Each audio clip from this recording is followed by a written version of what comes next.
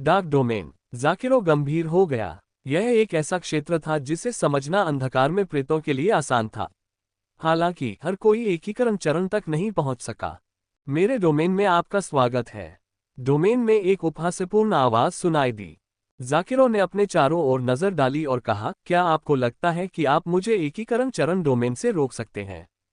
आप कोशिश कर सकते हैं, रक्त देवता क्लोन ने शांति से उत्तर दिया। हम्फ। जाकिरो ने वांग टेन के तिरस्कार भरे शब्दों को सुनकर नाक सिकोड़ी। उसकी आंखों में एक ठंडी चमक चमक उठी और उसके शरीर से अजीब सी शक्ति की किरणें निकलकर रक्त लाल दरांती पर जमा हो गईं। मूल शक्ति। रक्त देवता क्लोन मुस्कुराया। क्या तुम मेरे डोमेन को तोड़ने के लिए मूल शक्ति का उपयोग करने की कोशिश कर रहे हो? जाकिरो के चेहरे पर उदासी छा गई। उसे थोड़ा अजीब लगा क्योंकि उसके दुश्मन का अनुमान सही था। सबसे महत्वपूर्ण बात यह है कि इस आदमी को उत्पत्ति की शक्ति के बारे में कैसे पता चला। वह कई सालों तक एक मध्यम श्रेणी का शैतान सम्राट रहा था, इससे पहले कि वह मूल शक्ति को समझ पाता। इस आदमी को इसके बारे में कैसे पता चला? अचानक उसे बुरा महसूस हुआ। जल्दी करो, जल्दी करो, संकोच मत करो। रक्त देवता क्लोन को मूल हमले की शक्ति की परवाह नहीं थी। इसके बजाय उसने जाकिरो से आग्रह किया। जाकिरो के माथे की नसें बेकाबू होकर धड़कने लगीं। उसे अपमानित महसूस हुआ। यह आदमी कुछ ज्यादा ही घमंडी था। मूल शक्ति कब से एक निम्न स्तरीय शैतान सम्राट को धमकी देने में असमर्थ हो गई। हम्फ। जाकिरो की नजर तेज हो गई। उसने झिझकना बंद कर दिया और उसके हाथ में मौजूद दरांती से एक चमकदार रक्त लाल चमक फूट पड़ी। दरांती के ब्लेड के चारों ओर रहस्यमय और दैवीय पैटर्न आपस में जुड़े हुए थे। अंधेरे में हल्की उतार चढ़ाव भी थे। वह बहुत प्रसन्न था। मूल शक्ति उपयोगी थी। यह आदमी शायद धोखा दे रहा है। ये लो। जाकिरो को जोश आ गया। उसने तुरंत ही अपने हमले में मूल शक्ति को शामिल कर लिया और उसे एक विशाल दरांती की तरह काट दिया। स्वूश। एक धीमी आवाज सुनाई दी। ऐसा लग रहा था कि दरांती की धार को उसके सामने के अंधेरे ने निगल लिया है। वह धार में विलीन हो गई और बिना किसी हलचल के तुरंत गायब हो गई। उद्धरण चिन्ह प्रश्नवाचक चिन्ह प्रश्नवाचक चिन्ह प्रश्नवाचक चिन्ह उद्धरण चिन्ह। जाकिरो इस दृश्य को देखकर अचंभित रह गया। वह ठीक से सोच नहीं पा रहा था। ये था। उसके आक्रमण से, जिसमें मूल शक्ति समाहित थी, कोई हलचल भी नहीं हुई। क्या तुम ऐसा कर सकते हो, 1000 साल पहले के जीनियस? रक्त देवता क्लोन की मजाकिया आवाज हर तरफ से आए।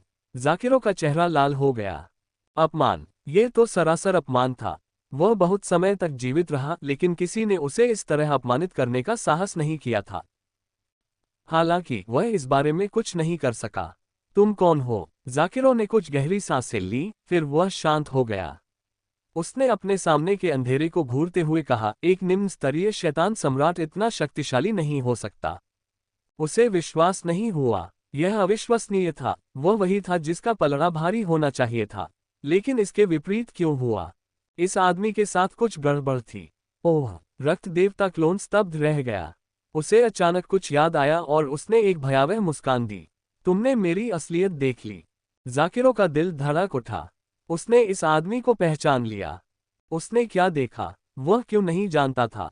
मेरा पुनर्जन्म हुआ है और मैं इसी जीवन में दाव को प्राप्त करूंगा। मुझे उम्मीद नहीं थी कि तुम इससे पहले ही खोज लोगे, रक्त देवता क्लोन ने शांति से कहा। यह ज़ैग्बो की कल्पना को उधार लेने और इस पिशाच को मौत के घाट उतारने का सही समय था।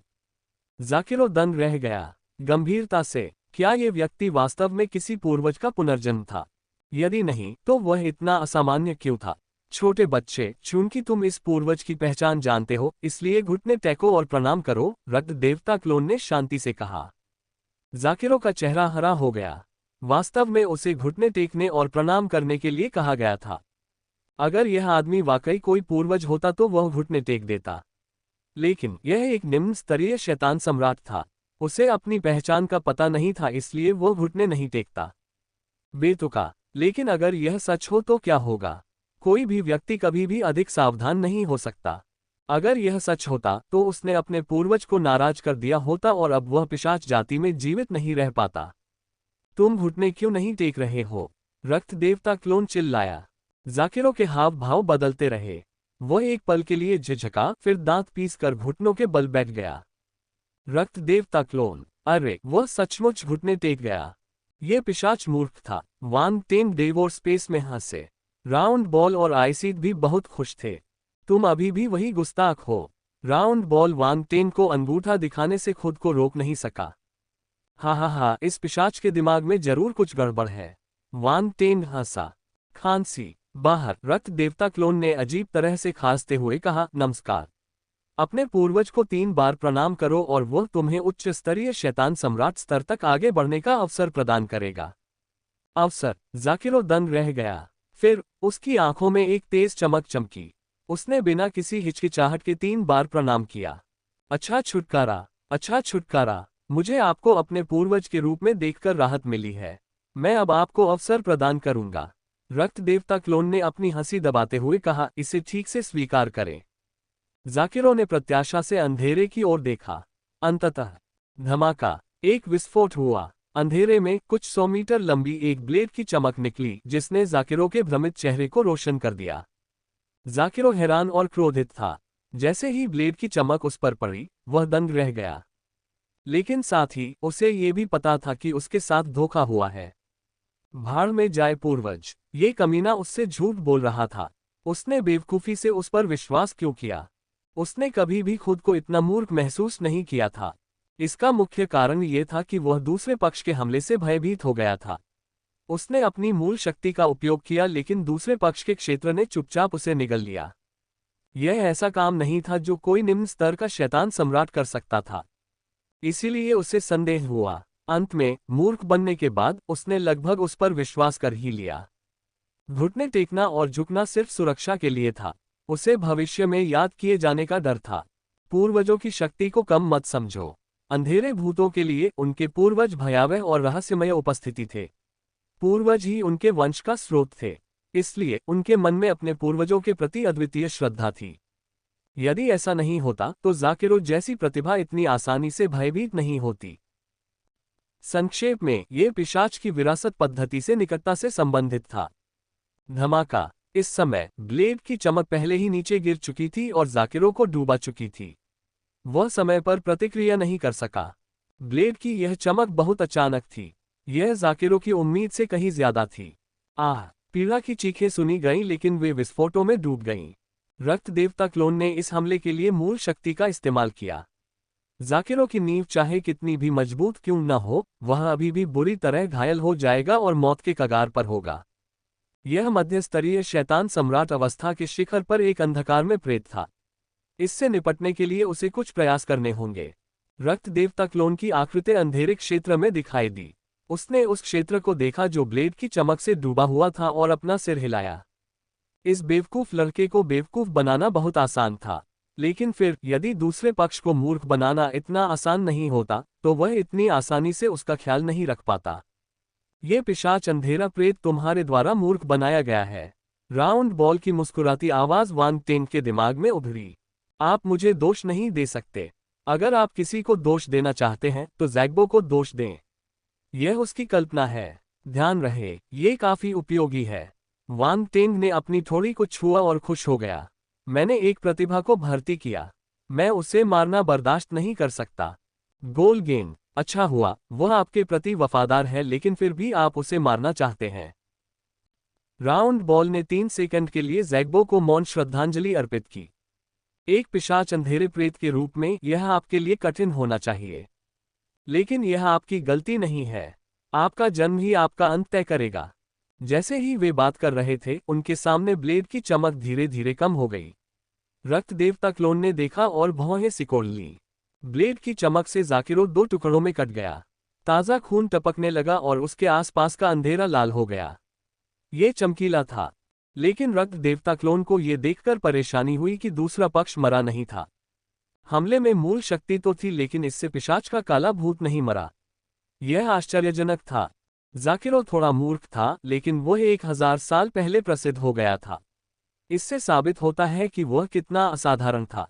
इस समय जाकिरो ने अपना सिर उठाया और रक्त देवता क्लोन को घृणा से घूरते हुए कहा, छोटे बदमाश, मैं आज तुम्हारे अपमान को याद रखूंगा। अरे क्या तुम निर्दयी बनने की कोशिश कर रहे हो? शायद तुम आज नहीं जा पाओगे। रक्त देवता क्लोन की निगाहें ठंडी हो गईं। वह समय बर्बाद करने के लिए बहुत आलसी था। डार्क डोमेन छटपटाने लगा और एक भयानक संक्षारक बल जाकिरो की ओर बढ़ा। यद्यपि जाकिरो एक अंधकार में प्रेत था, फिर भी अंधकार में बल के क्षरण ने उन्हें बहुत नुकसान पहुंचाया। इसमें कोई मदद नहीं की जा सकती थी। वांग टेंग अब केवल अंधेरे तरीकों का उपयोग कर सकता था। अगर वह समस्या से निपटने के लिए प्रकाश की शक्ति का उपयोग करता, तो वह अपने दुश्मन को पूरी तरह से काबू में कर सकता था। हालांकि इस समय एक अप्रत्याशित स्थिति उत्पन्न हो गई। जाकिरो ने आत्मविनाश कर लिया। धमाका। एक जोरदार धमाका हुआ। जाकिरो का शरीर रक्त की अनगिनत किरणों में बदल गया और वहीं पर फट गया। उसी समय रक्त देवता क्लोन के अंधेरे क्षेत्र में एक बड़ा छेद बन गया। रक्त की रोशनी बिखर गई और बाहर निकल गई। क्या तुम भागने की कोशिश कर रहे हो? रक्त देवता क्लोन का चेहरा बदल गया। उसकी निगाहें ठंडी हो गईं और उसने तुरंत हमला कर दिया। धमाका। काली ज्वाला उसके शरीर से बाहर निकलकर आग के समुद्र में बदल गई। वह चारों दिशाओं में फैलती रक्त की लपटों में समा गई। आह! रक्त लाल रोशनी के भीतर से फिर से पीड़ा भरी चीख आए। हालांकि अभी भी रक्त लाल रोशनी की एक किरण थी जो बाहर निकली और दूर तक फैल गई। रक्त देवता क्लोन ने प्रकाश की किरण को ठंडी निगाहों से देखा और नाक भान सिकोड़ने लगा। वह भाग गया। ये पिशाच रूपी काले भूत सभी तिलचट्टे थे। उनकी जीवन शक्ति बहुत मजबूत थी। भक्षण स्थान में वांग टेंग ने असहायता से अपना सिर हिलाया। यदि वह अपने सभी कौशल का उपयोग कर सकता तो पिशाच अंधेरा प्रेत उससे बच नहीं पाता। बेशक अगर ये अंधेरे प्रेत भागने पर आमादा हो तो उन्हें रोकना मुश्किल होगा। अंधेरे प्रेत जिंदा रहने के अपने अजीब तरीकों के लिए जाने जाते थे। और तो और वांग टेंग के पास इस आदमी का पीछा करने का दिल नहीं था। आखिरकार ऐसा करने से कोई फायदा नहीं था। ये सिर्फ एक मध्यम स्तरीय शैतान सम्राट था। इस आदमी को मारने से ज्यादा कुछ हासिल नहीं होने वाला था। वह जल्द से जल्द ब्लड वेल की विरासत को ढूंढना चाहता था। उसने इस बारे में सोचना बंद कर दिया और अपने आसपास के वातावरण को देखा। उसने सभी विशेषता बुलबुले उठाए जो नीचे गिरे थे। स्वर्ग क्षेत्र आत्मा 18000, डार्क कॉन्स्टेलेशन फोर्स 26000, रक्त भेड़िया दिव्य शास्त्र 5000, ब्लड वुल्फ डोमेन एकीकरण चरण तारांकन 3000। अल्पविराम। सभी विशेषता बुलबुले को अवशोषित करने के बाद वांग टेंग को थोड़ी निराशा महसूस हुई। विशेषता बुलबुले खराब नहीं थे, लेकिन वे उनकी उम्मीदों पर खरे नहीं उतरे। उसका क्षेत्र और उत्पत्ति की शक्ति बहुत उन्नत थी। यहां तक कि स्वर्ग लोक के योद्धाओं की प्रतिभा भी उसे कई उपयोगी विशेषताएं प्रदान करने में सक्षम नहीं थी। यहां तक कि 1000 वर्ष पुराना मध्यम श्रेणी का शैतान सम्राट भी ऐसा ही था। उदाहरण के लिए दूसरे पक्ष ने रक्त की उत्पत्ति को नियंत्रित किया। यह एक मध्यम स्तर के शैतान सम्राट अंधेरे प्रेत से बहुत अधिक शक्तिशाली था, लेकिन यह केवल प्रथम श्रेणी में था। दूसरी ओर वांग टेंग का रक्त की उत्पत्ति तीसरे स्तर पर थी। ये 2 स्तर ऊपर था। तो फिर इसका क्या फायदा हुआ? वह उसे बिल्कुल भी नहीं उठा पा रहा था। वह खुद को असहाय महसूस कर रहा था। स्वर्ग लोक की आत्मा और डार्क कॉन्स्टेलेशन फोर्स के बारे में बात करने की कोई जरूरत नहीं थी। फिलहाल उनमें सुधार नहीं किया जा सकता था। हालांकि जाकिरो से लड़ने के बाद उसने अपनी बहुत सी ताकत वापस पाली थी। यह उपयोगी था। वांग टेंग को सामान्य लोगों की भूख समझ में नहीं आई। दूसरे लोग खुश होंगे अगर वे अपनी शक्ति और आध्यात्मिक शक्ति इतनी जल्दी वापस पा सकें। सौभाग्यवश उन्हें एक धर्मग्रंथ प्राप्त हुआ, रक्त भेड़िया दिव्य शास्त्र। ये शैतानी धर्मग्रंथ था। ये वह गुप्त धर्मग्रंथ था जिसे जाकिरो ने समझ लिया था। Blood wolf divine scripture devil titan stage 2000-5000 अच्छी तरह से वाकिफ। वांग टेंग के मन में एक आत्मज्ञान प्रकट हुआ। वह आश्चर्यचकित था। इस शास्त्र की साधना करने के बाद वह रक्त भेड़िया शरीर बनाने में सक्षम हो जाएगा। उसकी गति और चपलता बहुत बढ़ जाएगी। इसमें कोई आश्चर्य नहीं कि जाकिरो इतना तेज था। वांग टेंग को ज्ञान प्राप्त हुआ। इसके अलावा शैतान टाइटन शास्त्र में भागने की क्षमता थी। यह आखिरी कौशल था जिसे जाकिरो ने निष्पादित किया था। वह रक्त लाल प्रकाश की किरण में बदल गया और भाग निकला। जब तक रक्त प्रकाश का कोई निशान शेष रहेगा, वह नहीं मरेगा।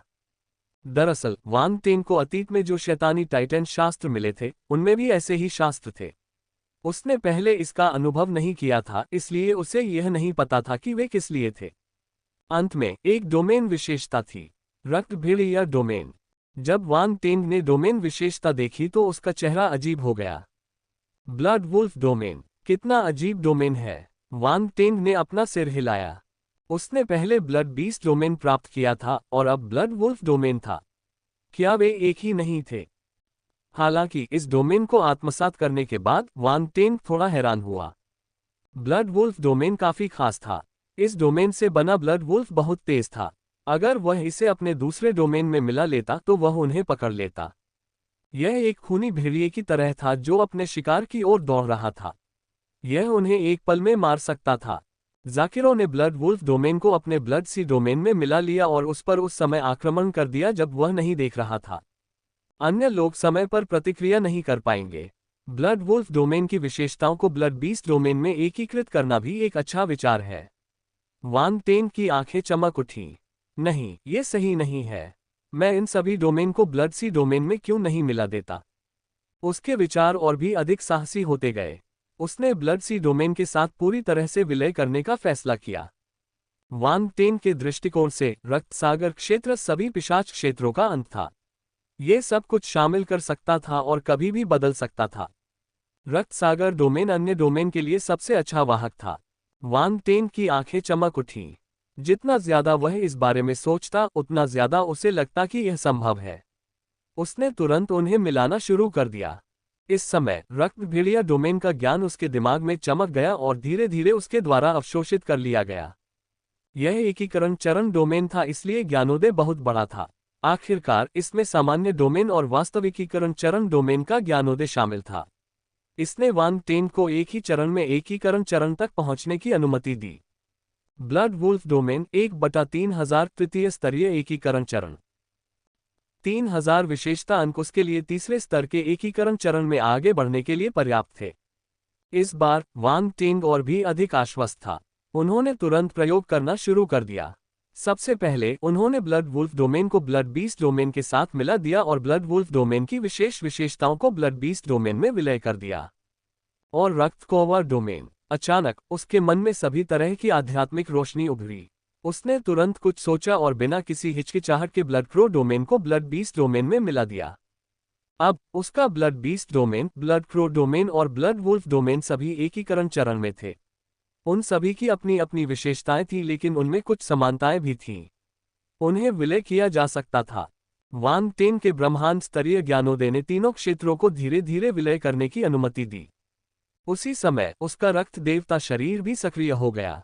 उसके शरीर में शक्ति प्रवाहित हुई, जिससे रक्त देवता शरीर के बारे में उसकी समझ तेजी से बढ़ी। वो एक रहस्यमय अवस्था में पहुंच गया जो पाना मुश्किल था। ये शीर्ष स्तरीय पिशाच काया थी। यह विभिन्न पिशाच शक्तियों को समझने में बहुत मददगार होगी। वान टेन को पता ही नहीं चला कि कितना समय बीत गया था। ऐसा लगा जैसे कुछ घंटे बीत गए हों, लेकिन ऐसा भी लगा जैसे एक पल ही बीता हो। वान टेन को अपने मन में एक जोरदार विस्फोट महसूस हुआ, जैसे अंदर कुछ पक रहा हो। लेकिन ये पर्याप्त नहीं था। वान टेन ने अपना ज्ञानवर्धन जारी रखा। इस बार उन्होंने अपने नए अधिग्रहित डोमेन को रक्त सागर डोमेन में शामिल कर लिया। ये प्रक्रिया आश्चर्यजनक रूप से सरल थी। ये वान टेन की अपेक्षा से कहीं अधिक सहज थी। उसने यह नहीं सोचा था कि अंतिम चरण पिछले चरण से इतना आसान होगा। कुछ समय बाद रक्त पशु क्षेत्र स्वाभाविक रूप से रक्त सागर क्षेत्र में विलीन हो गया। सफलता। अचानक वान टेन की आंखों से एक चमकदार रक्त लाल चमक निकली। तीनों डोमेन पुनर्तः विलयित हो गए। उसके मन में खून का एक समुद्र उमड़ पड़ा। खून के जानवर इकट्ठा होकर अलग अलग आकार लेने लगे और लहरें उछलने लगीं। वहां खूनी भेड़िए का आकार था, खूनी कौवे का आकार था और कई अन्य जानवर के रूप थे। सभी प्रकार के अजीब और दिव्य रूप थे। हालांकि भेड़िया रूप और रक्त कौवा रूप की तुलना में पीछे के जानवरों में कुछ विशेषताओं और जीवन शक्ति की कमी थी। वे असली नहीं लग रहे थे। उदाहरण के लिए पहला वाला असली जीव के 1:1 मॉडल जैसा था। आप इसे असली चीज के रूप में पेश कर सकते थे, जबकि दूसरा एक कच्चा उत्पाद था। आप एक नज़र में बता सकते थे कि यह नकली है। दोनों के बीच यही अंतर था। फिर भी वान टेन संतुष्ट था। वह पीछे के जानवरों को बदल सकता था। जब भी वह उनसे मिलता, वह उससे फिर से भर देता। जैसे जैसे समय बीतता गया, नया रक्त सागर क्षेत्र और भी अधिक भयावह होता गया। वान टेन ने विशेषता बोर्ड पर नजर डाली और मुस्कुराए। रक्त सागर डोमेन 1503,000 एकीकरण चरण तीसरा स्तर। रक्त सागर डोमेन अभी भी रक्त सागर डोमेन था, लेकिन यह अब वही रक्त सागर डोमेन नहीं था। यह एक हाइब्रिड डोमेन था। केवल वान टेन को ही अंदर के बदलावों के बारे में पता था। बाद में जब उसने एक युद्ध के दौरान ब्लड सी डोमेन को अंजाम दिया तो खूनी जानवरों का एक झुंड अचानक प्रकट हुआ और अधिक शक्तिशाली ब्लड वुल्फ और ब्लड क्रो अंदर छिपे हुए थे। वह एहसास टीएस वान टेंग ने इसके बारे में और सोचने की हिम्मत नहीं की। उसे सचमुच डांट पड़ेगी और उसकी प्रतिष्ठा धूमिल हो जाएगी। अल्पविराम बाहर रक्त देवता क्लोन ने धीरे से अपनी आंखें खोली और रक्त आत्मा उड़ानपोत पर उतरा। ये सब कुछ ही सेकंड में घटित हुआ। वान टेंग ने अपने डोमेन को मर्ज करने में ज्यादा समय नहीं लगाया। आखिरकार वह पहले ही एकीकरण चरण में पहुंच चुका था। डोमेन का ये स्तर पहले ही गहन चरण तक पहुंच चुका था। पूर्ण निपुणता का यही अर्थ था। इस प्रकार भले ही वान टेंग को लगा कि काफी समय बीत चुका है, लेकिन ये ज्यादा लंबा समय नहीं था। महामहिम रक्तपुत्र, आप बहुत शक्तिशाली हैं। मैं आपका रक्त सागर के पानी की तरह सम्मान करता हूँ। मैं आपके बारे में बात करना बंद नहीं कर सकता। ज़ैग्बो आगे झुका और सम्मान से उसकी ओर देखा। प्रभावशाली महामहिम ब्लड सन अद्भुत हैं। ज़ाकिरो जैसी प्रतिभा भी उसका मुकाबला नहीं कर सकती थी। वह केवल निराश होकर भाग सकता था और लगभग मारा जा सकता था। उस पुरुष ने ये कैसे किया? दुर्भाग्यवश बाहरी दुनिया यह नहीं देख सकी कि डोमेन में क्या हुआ था, इसलिए ज़ाकिरो अपनी जिज्ञासा को संतुष्ट नहीं कर सका। रक्त देवता क्लोन ने उसकी ओर अजीब नजरों से देखा। हे चाटुकार ये ने ज्यादा नहीं सोचा। उसे सिर्फ ये देखकर राहत मिली कि रक्त देवता क्लोन ठीक है। सब कुछ इतनी जल्दी हुआ कि वह समय पर प्रतिक्रिया नहीं कर सकी। उसने सोचा कि वान टेंग यही मर जाएगा, लेकिन वह अपने दुश्मन को मारने में कामयाब हो गया। उस पल वह खुद को असहाय महसूस कर रही थी। उसने कभी भी खुद से इतनी नफरत नहीं की थी कि वह बेकार और कमजोर हो गई थी। वह जंगल में पली बड़ी थी और योग्यतम की उत्तरजीविता के नियम को समझती थी। अब जब वान टेंग उसे बड़ी दुनिया में ले आया तो उसे आखिरकार समझ में आ गया कि वह कितनी कमजोर थी। वह अपनी क्षमता बढ़ाने के लिए उत्सुक थी। ज्यादा मत सोचो। वान टेंग को अचानक एक विचार आया जब उसने उसकी अभिव्यक्ति देखी। उसने आवाज संचारण का उपयोग किया और कहा, अंधेरे भूत मुझे नहीं मार पाएंगे। इसके अलावा आपको मेरे भागने के कौशल पर विश्वास करना होगा। भले ही मैं उनसे जीत न पाऊं, लेकिन भागना कोई समस्या नहीं होगी। ये को समझ नहीं आ रहा था कि उसे हंसना चाहिए या रोना चाहिए। उसे उम्मीद नहीं थी कि भाई वान टेंग इतना सीधा साधा होगा। हालांकि उसे जिंदा रहने के उनके तरीके याद थे और उसे राहत महसूस हुई। वान टेंग ने कोई समय बर्बाद नहीं किया और रक्त आत्मा उड़ान पोत को पास के द्वीप पर उतरने की अनुमति दी। ये केवल कुछ हजार मीटर की दूरी पर था। अगर ज़ाकिरो ने उसका रास्ता नहीं रोका होता तो वह द्वीप पर उतर जाता। ईमानदारी से बताए, ज़ाकिरो ने उसे क्यों उकसाया? क्या उसके पास करने के लिए कुछ और बेहतर नहीं था? जब वह खजाने की तलाश में था तो उसे परेशानी क्यों पैदा करनी पड़ी? देखो, उसने लगभग अपनी जान गंवा दी और दूसरों का समय बर्बाद कर दिया। द्वीप बहुत शांत था। ये भयानक रूप से शांत था। अन्य जीवित प्राणियों के कोई संकेत नहीं थे। रक्त देवता क्लोन ने भौहें सिकुड़ी और रक्त आत्मा उड़ान पोत को नियंत्रित किया ताकि द्वीप में गहराई तक उड़ सके। द्वीप पर घना जंगल उग रहा था। ये खून से लाल रंग के पेड़ों से भरा हुआ था जो अपने नुकीले दांत और पंजे दिखा रहे थे। उनसे हल्की खून से लाल चमक भी निकल रही थी। खून की बदबू उसकी नाक में घुस रही थी। रक्त आत्मा का उड़ता जहाज हवा में उड़ रहा था जबकि रक्त देवता क्लोन नीचे देख रहा था। उसकी आंखों में आश्चर्य की झलक थी। ये पेड़ स्रोत रक्त के बल की एक बड़ी मात्रा को अवशोषित करने के बाद बड़े हैं। वे काफी पुराने भी हैं। ज़ैग्बो की आंखें चमक उठीं। महामहिम रक्तपुत्र, मुझे नीचे जाकर देखने दो। इन पेड़ों के तनों में रक्त लकड़ी के क्रिस्टल हो सकते हैं। रक्त लकड़ी क्रिस्टल। रक्त देवता क्लोन दंग रह गया। ये रक्त लकड़ी क्रिस्टल क्या थे? उसने इसके बारे में कभी नहीं सुना था। ब्लड वुड क्रिस्टल कुछ खास पेड़ों द्वारा सोर्स ब्लड के बल को अवशोषित करने के बाद बनाए गए क्रिस्टल हैं। वे बेहद शुद्ध हैं। उनमें न केवल सोर्स ब्लड का गाढ़ा बल होता है, बल्कि उनमें पेड़ की आत्मा की जीवन शक्ति भी होती है। वे उपचार के लिए अच्छे हैं। ज़ैग्बो की आंखें चमक उठीं। अगर आपको 10,000 साल पुराना ब्लड वुड क्रिस्टल मिल जाए तो आप अपनी उम्र भी बढ़ा सकते हैं और अपनी बीमारी को ठीक कर सकते हैं। यह उच्च श्रेणी के शैतान सम्राटों के लिए भी उपयोगी होगा। सचमुच। रक्त देवता क्लोन की आंखें चमक उठीं। उसकी आयु बढ़ाना और उसकी बीमारी ठीक करना अच्छी बात थी। बेशक, ज़ैग्बो ने हंसते हुए कहा। चूंकि रक्तपुत्र ने अपने शब्दों को इतना महत्व दिया था, इसलिए उसने मूल्यवान जानकारी प्रदान की होगी। वांग टिंग, वह सही कह रहा है। एक बहुत पुराना ब्लडवुड क्रिस्टल किसी की उम्र बढ़ा सकता है और बीमारियों को ठीक कर सकता है। ये किसी के शरीर को मजबूत कर सकता है और किसी के रक्त को शुद्ध कर सकता है, राउंड बॉल ने कहा। रक्त देवता क्लोन ने सिर हिलाया।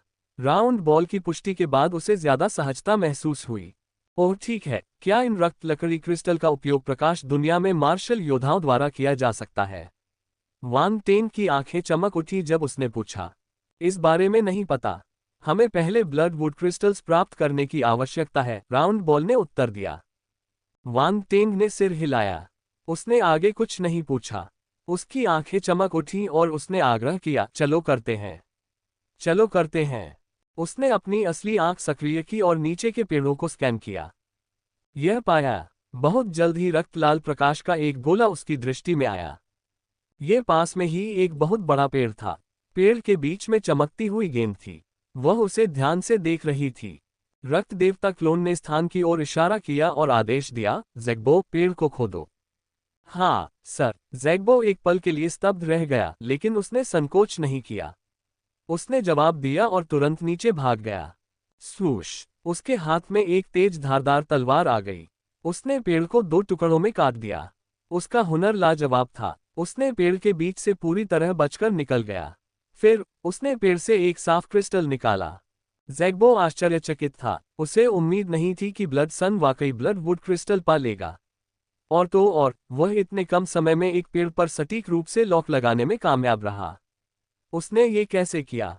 ध्यान रहे, इन पेड़ों में आत्म सुरक्षा तंत्र थे। यहाँ तक कि पिशाचों के अंधेरे प्रेत भी यह निर्धारित करने में मुश्किल थे कि किस पेड़ में रक्त लकड़ी क्रिस्टल है, जो उसकी आभा पर आधारित है। हालांकि उसने लापरवाही बरतने की हिम्मत नहीं की। उसने तुरंत ब्लडवुड क्रिस्टल निकाला और वांग टेंग को दे दिया। महामहिम रक्तपुत्र, ये 600 साल पुराना ब्लडवुड क्रिस्टल होना चाहिए। ओह, 600 साल! ब्लड गॉड क्लोन ने ब्लडवुड क्रिस्टल लिया और उसे ध्यान से नापा। उसकी आंखों में आश्चर्य की झलक थी। ये क्रिस्टल खास था। ये पूरी तरह से रक्त लाल था, लेकिन बीच में हल्का हरा रंग था, जैसे कि बीच में पानी की एक हरी बूंद जमी हुई हो। ज़ैग्बो ने बताया, मैं बीच में हरे प्रकाश की बूंद के आकार और रंग की गहराई के आधार पर वर्ष का निर्धारण करता हूँ। अच्छा काम है। रक्त देवता क्लोन ने सिर हिलाया। एक कीमियागर के रूप में वह इस पद्धति से परिचित था। उसने कई जड़ी बूटियों और क्रिस्टल की आयु निर्धारित करने के लिए इस पद्धति का उपयोग किया। आपकी तारीफ के लिए धन्यवाद, ब्लड सन। ज़ैग्बो ने खिलखिलाकर हंसा। जारी रखो, रक्त देवता क्लोन ने कहा। वह इन रक्त लकड़ी क्रिस्टल में अत्यधिक रुचि रखता था। वास्तव में स्रोत रक्त की एक मोटी शक्ति और अंदर जीवन शक्ति की शक्ति थी। ये दोनों शक्तियां एक अजीब तरीके से एक साथ विलीन हो गईं और एक दूसरे से अलग नहीं हो सकी। इसके अलावा वह महसूस कर सकता था कि यह 600 साल पुराना रक्त लकड़ी क्रिस्टल शैतान सरदारों और नीचे के लोगों के लिए काफी उपयोगी था। इसका मतलब यह था कि यह रक्त लकड़ी क्रिस्टल ग्रह क्षेत्र के नीचे मार्शल योद्धाओं के लिए एक दुर्लभ खजाना था। उसे आश्चर्य हुआ कि अंदर कोई अंधेरी शक्ति नहीं थी। ये सब स्रोत रक्त और जीवन शक्ति की शक्ति थी। मानव मार्शल योद्धा निश्चित रूप से उनका उपयोग कर सकते थे। वांग टेन को तुरंत अपने परिवार का ख्याल आया। पिछली बार उसने बहुत सी दवाइयां भेजी थीं। वे उसके परिवार के शरीर को काफी हद तक बेहतर बना सकती हैं। ब्लडवुड क्रिस्टल की मदद से वे मार्शल आर्ट के रास्ते में कुछ हासिल कर सकते हैं। उन्हें शक्तिशाली होने की जरूरत नहीं थी। उन्हें कम से कम ग्रहीय क्षेत्र में तो होना ही था। इस तरह उनका जीवन काल बढ़ जाएगा। इसके अलावा वे ग्रहों के दायरे में पहुंचने के बाद ही अधिक खजानों का उपयोग कर पाएंगे। वांग टेन की वर्तमान संपत्ति के साथ उन्हें ब्रह्मांड के दायरे में ले जाना उसके लिए कोई समस्या नहीं होगी। अतः शेष समय में वह इस रक्त लाल जंगल में उत्पात मचाने लगा। ज़ैग्बो, 300 मीटर बाईं ओर वाला पेड़। आपके दाहिनी ओर तीसरे पेड़ पर भी एक है। आगे, आगे, हाँ, 5 कदम और चलो। पेड़ जितना ऊंचा नहीं है, उसका एक ही है। अल्पविराम। ब्लड गॉड क्लोन को कुछ भी करने की जरूरत नहीं थी। उसने ज़ैग्बो को आदेश दिया और जल्द ही उसे ब्लडवुड क्रिस्टल का एक छोटा सा ढेर मिल गया। वे सभी रक्त लकड़ी के क्रिस्टल थे जो कुछ 100 साल पुराने थे, लेकिन वह बहुत अच्छा समय बिता रहा था। बेचारा ज़ैग्बो, उसे आदेश दिए जा रहे थे, लेकिन उसने शिकायत करने की हिम्मत नहीं की। हालांकि ज़ैग्बो के लिए उसके दिल में आश्चर्य की भावना उसकी बाकी सभी भावनाओं पर हावी हो गई। कितना सही! रक्तपुत्र का आदेश अत्यंत सटीक था। वह हर बार रक्त लकड़ी क्रिस्टल का पता लगाने में सक्षम था।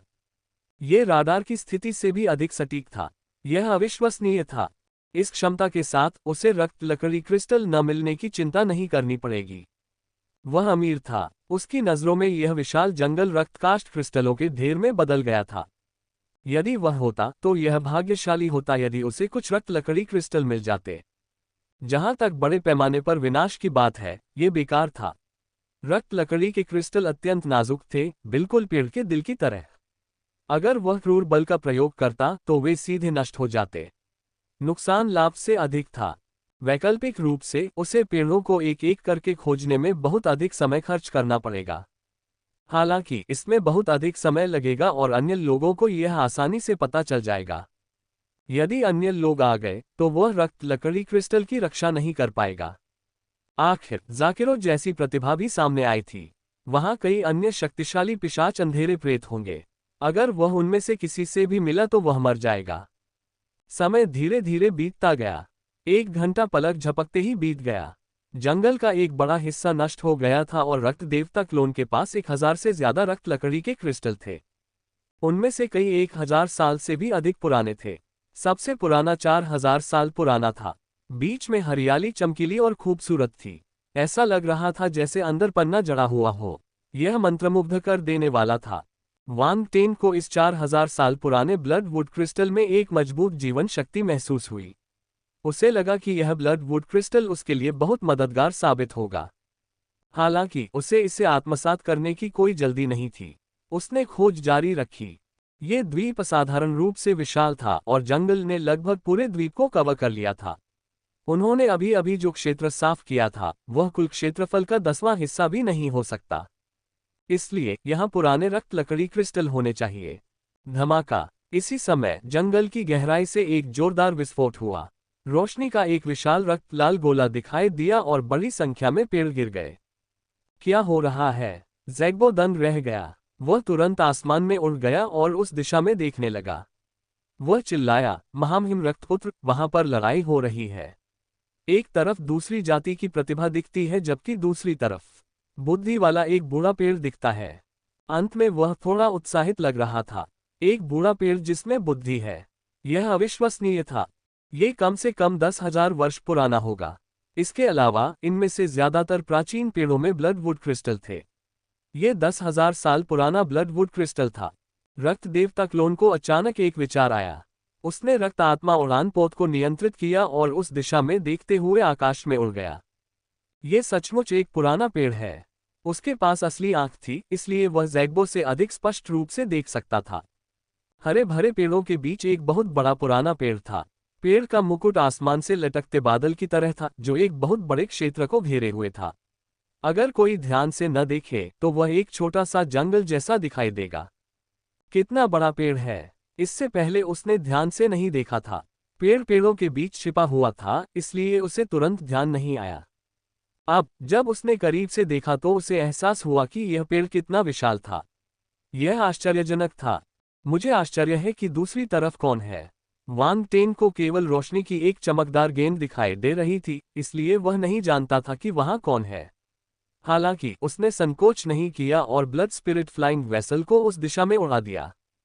उसे इस 10,000 साल पुराने रक्तकाष्ठ क्रिस्टल को नहीं छोड़ना चाहिए। धमाका। जब रक्त देवता क्लोन ने रक्त आत्मा उड़ान पोत को ऊपर उड़ाया तो उसने देखा कि नीचे के पेड़ों से मोटी रक्त लाल शाखाएं तेज पंजों की तरह तेजी से बढ़ रही थीं। वे आकाश में प्रकाश की गेंद पर पंजे से हमला कर रहे थे। हालांकि रक्त देवता क्लोन ने खुद को और रक्त आत्मा उड़ान पोत को छिपाने के लिए छाया शक्ति का उपयोग किया। उसने खुद को प्रकट नहीं किया। पुराने पेड़ से लड़ती रोशनी की गेंद से ठंडी खर्राटों की आवाज आई।